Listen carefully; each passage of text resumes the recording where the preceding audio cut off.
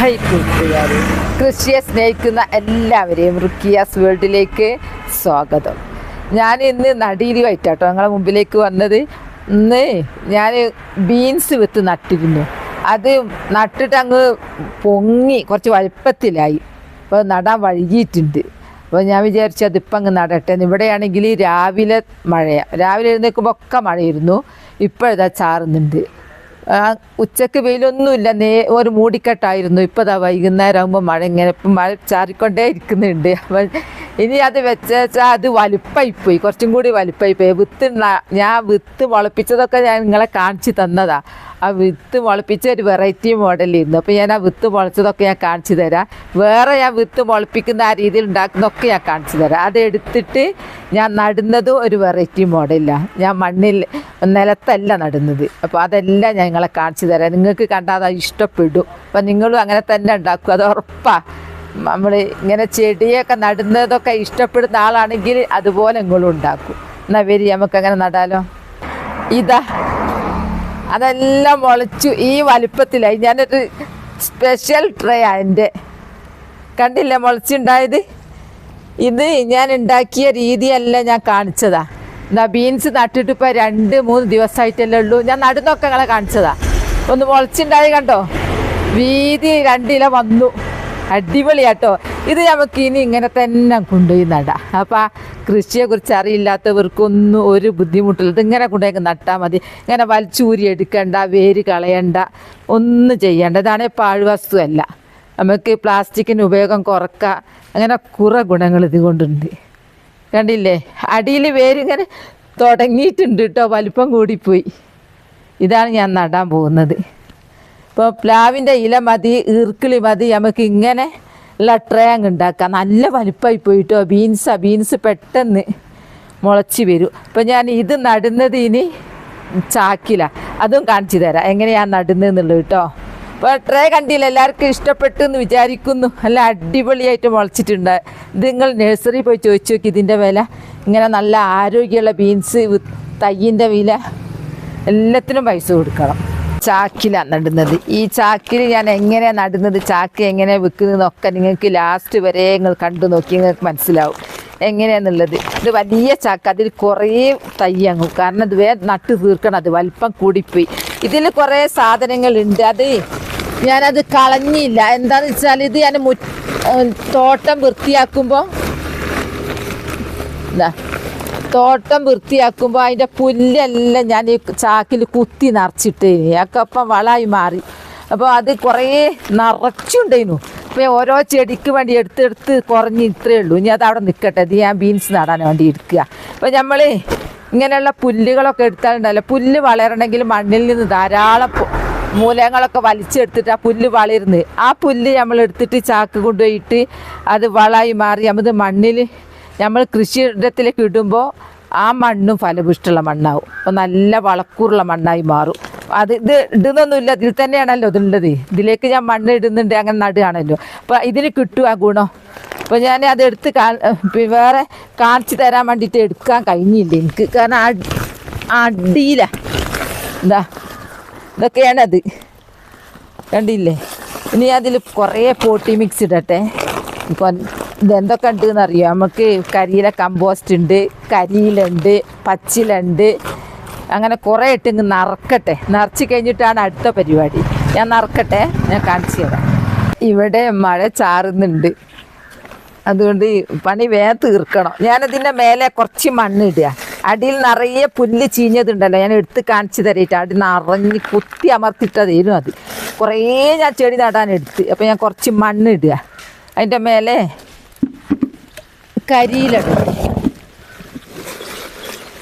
കരിയില ഞാൻ നല്ലോണം ശ്രദ്ധിച്ചിട്ടാട്ടോ എൻ്റെ ചാക്കിലിട്ടത്. കാരണം പിന്നെ പല കമൻറ്റിലും ഞാൻ കാണുന്നുണ്ട്, ആ സ്നേഹം കൊണ്ട് അവർ പറയുന്നത് ഗ്ലൗസ് ഇടണേ എന്നുള്ളത്. അപ്പോൾ ഞാൻ ഇന്ന് ഗ്ലൗസ് ഇട്ട് വെക്കുമ്പോൾ എനിക്ക് പണിയെടുക്കാൻ കഴിയുന്നില്ല, ഇങ്ങനെ മടങ്ങുന്നില്ല. നാളെ ഞാൻ നൈസായി ഇങ്ങനെ കുഴഞ്ഞ് നിൽക്കുന്നുണ്ട് എന്ന് കേട്ട് ഞാൻ അത് വാങ്ങാമെന്ന് വിചാരിച്ചിരുന്നു. അപ്പം ഇന്ന് ഇതങ്ങ് നടട്ടെ.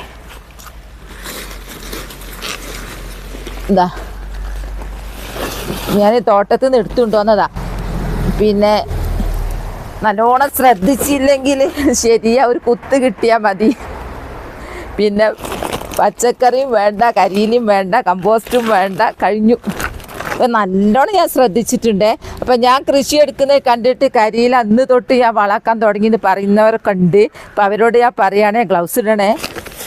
ഗ്ലൗസ് ഇടാൻ എനിക്ക് ഇന്ന് ഭയങ്കര ഒരു പേടി കുടുങ്ങി. ഇന്നെന്തോ എനിക്കറിയില്ല, ആ കമൻറ്റ് കണ്ടാൽ എനിക്ക് ഭയങ്കര ഒരു പേടി കുടുങ്ങി. ഏതായാലും നാളെ തൊട്ട് ഇടണോ. കരിയിലിട്ടിട്ടേ ഞാൻ കുത്തി നിറക്കാം. അതിൻ്റെ മേലെ കുറച്ച് മണ്ണിടട്ടെ.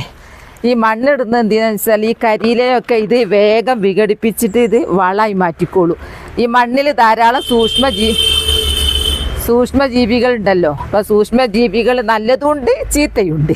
നല്ലത് ഇത് വേഗം വിഘടിപ്പിച്ച് വളമാക്കി മാറ്റും. അപ്പം നല്ലത് ഇടയ്ക്കിടയ്ക്ക് നമ്മളിങ്ങനെ ചെയ്യുന്നത് കൊണ്ട് നമുക്ക് മണ്ണ് കുറച്ച് മതി. മണ്ണ് കിട്ടാൻ ബുദ്ധിമുട്ടുള്ളവർക്കൊക്കെ അത് നല്ലൊരു മാർഗ്ഗമാണ്. പിന്നെ നമ്മളിങ്ങനെ ചപ്പ് ഒക്കെ എടുക്കുന്നത് കൊണ്ട് പരിസരമൊക്കെ വൃത്തിയാവും. പിന്നെ ഈ ചാക്കിൻ്റെ വെയിറ്റ് കുറയും. പിന്നെ അവസാനം അത് മണ്ണായി മാറുമെന്ന് പറഞ്ഞില്ലേ. അപ്പോൾ ആ മണ്ണ് പാറ പോലെ ഉറക്കൂല, നല്ല സോഫ്റ്റ് ആയിരിക്കും. അപ്പോൾ അങ്ങനെ സോഫ്റ്റ് ആകുമ്പോൾ നമ്മൾ നടുന്ന ചെടിൻ്റെ വേര് നല്ല സുഖമായിട്ട് എല്ലാ സ്ഥലത്തും കൂടെ ഓടി നടന്ന് ജലവും ലവണങ്ങളൊക്കെ വലിച്ചെടുത്ത് ചെടിക്ക് കൊടുത്തോളൂ. അങ്ങനെ കുറേ ഗുണങ്ങളുണ്ട്. അപ്പോൾ ഞാൻ കുറച്ചും കൂടി മണ്ണിട്ടാട്ടെ.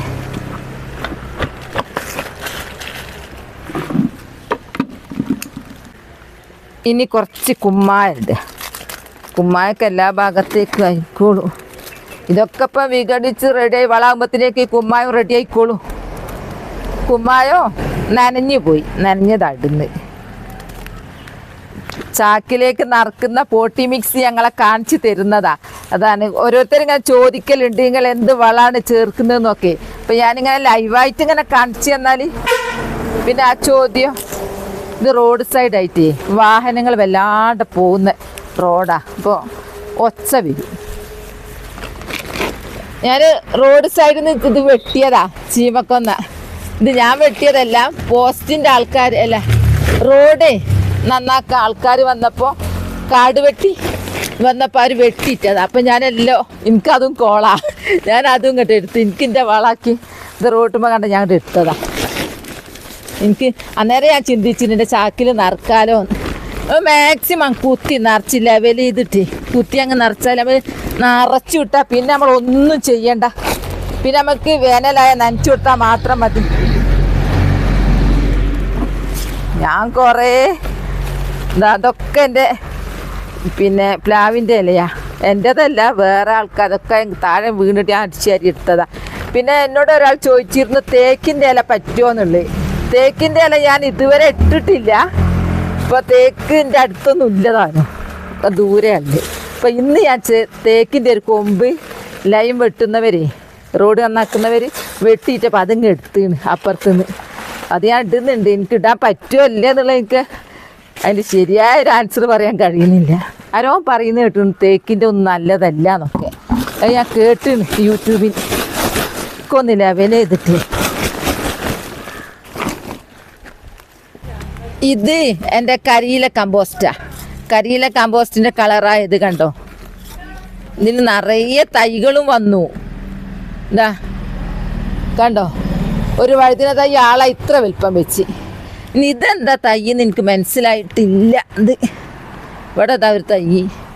ഈ തൈ ഇപ്പം എന്തായിരിക്കും, കുമ്പളോ മത്തനോട്ടാണ്. ഏതായാലും അത് ഞാൻ കളയുന്നില്ല, ഇവിടെ നിന്നോട്ടെ.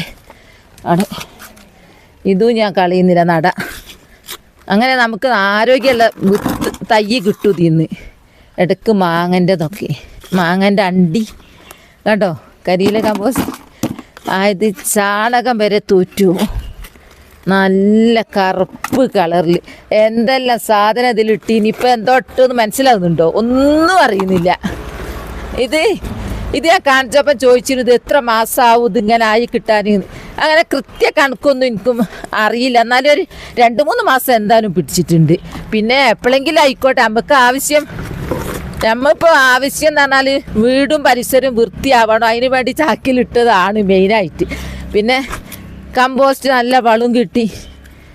മാങ്ങ തിന്ന് അണ്ടി വരതി കൊണ്ടുപോയിട്ട് കേട്ടോ. അത് അത് മുളക്കൂ. അപ്പം ഞാൻ അതിലിടാന്ന് വിചാരിച്ചിട്ട് എൻ്റെ ബീൻസ് നടുന്നതിൽ ഇത് ഇടാന്ന് വിചാരിച്ചത് നല്ലൊരു വള. തൈകളൊക്കെ ചെടികളൊക്കെ റോക്കറ്റ് സ്പീഡിൽ വളരും.